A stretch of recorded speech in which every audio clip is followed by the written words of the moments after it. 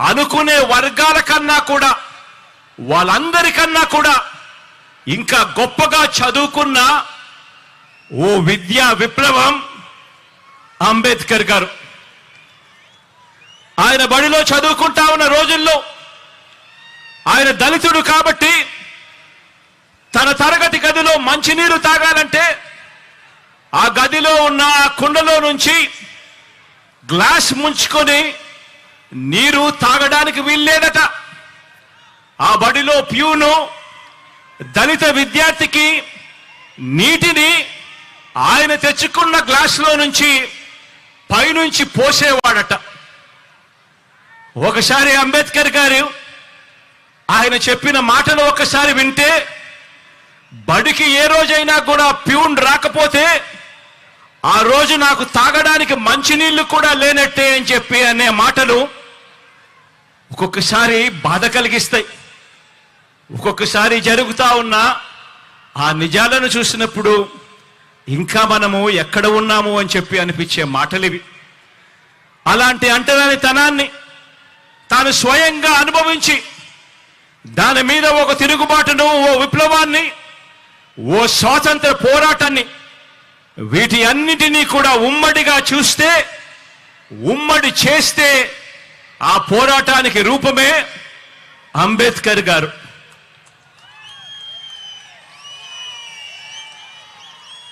అటువంటి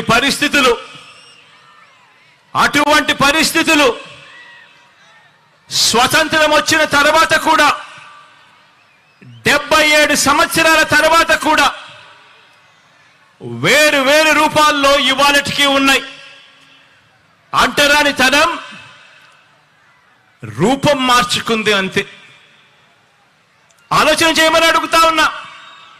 అంటరానితనం అంటే కేవలం ఫలానా వ్యక్తుల్ని కేవలం భౌతికంగా ముట్టుకోకూడదు, దూరం పెట్టడం మాత్రమే అంటరానితనం కాదు. అంటరానితనం అంటే పేదలు ఏ బడిలో చదువుకుంటున్నారో ఆ గవర్నమెంట్ బడిని పాడు పెట్టడం కూడా రూపం మార్చుకున్న అంటరానితనమే అని చెప్పి నేను ఈ సందర్భంగా తెలియజేస్తా ఉన్నాను. డబ్బులున్న పిల్లలకు, డబ్బులున్న వారి పిల్లలకు ఒక మీడియం, పేద పిల్లలకు మరో మీడియం అని వివక్ష పాటించి పేద పిల్లలు తెలుగు మీడియంలోనే చదవాలని, వారు ఇంగ్లీష్ మీడియంలో చదవరాదని బరి తెగించి వాదించడం కూడా రూపం మార్చుకున్న అంటరానితనమే. ఈరోజు కూడా ఈ అహంకారులు, ఈ పెత్తందారులు తమ పత్రికలో రాశారు. ఈరోజు పొద్దున్నే కూడా పత్రిక చదివా. అంబేద్కర్ గారు తెలుగు మీడియం మాత్రమే ఉండాలని అన్నాడట.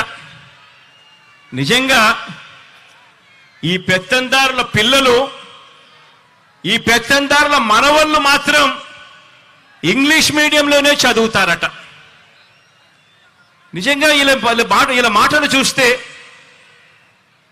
నిజంగా ఒక నిజం చెప్పకూడదు, అబద్ధాలు ఏ స్థాయిలో చెప్తా ఉన్నారు అని చెప్పి చూస్తే నిజంగా గుండెకు బాధ అనిపిస్తుంది. వాస్తవం ఏమిటి అని అంటే, నిజమేమిటో అంటే, అంబేద్కర్ గారు చదువుకున్నది ఇంగ్లీష్ మీడియంలో.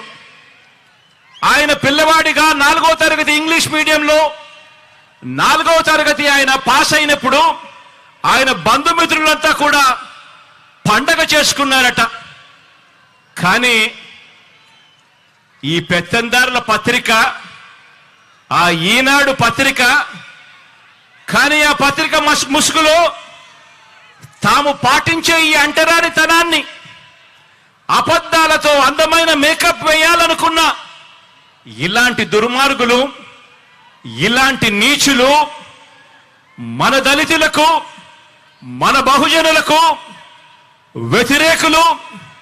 చివరికి చరిత్ర కూడా ఇలాంటి వాళ్ళు వక్రీకరిస్తూ రాతలు రాస్తా ఉన్నారు అని అంటే ఏ స్థాయికి నిజంగా పాత్రికేయం పడిపోయింది అని చెప్పి ఆలోచన చేయమని కోరుతా ఉన్నా. ఈరోజు పేద కులాల వారు ఎప్పటికీ కూడా తమ పొలాలలో పనివారిగానే ఉండిపోవాలట. పేద కులాల వారు ఎప్పటికీ కూడా తమ ఇళ్లల్లో పనివారిగానే ఉండిపోవాలట. తమకు సేవకులుగా ఉండిపోవాలట. చిన్న చిన్న వృత్తులు, చిన్న చిన్న వ్యాపారాలు మాత్రమే వాళ్ళు చేసుకోవాలట. తమ అవసరాలు తీర్చే వారిగా మాత్రమే వాళ్ళు మిగిలిపోవాలట. ఇలాంటి ఆలోచనలు కూడా రూపం మార్చుకున్న అంటరానితనమే.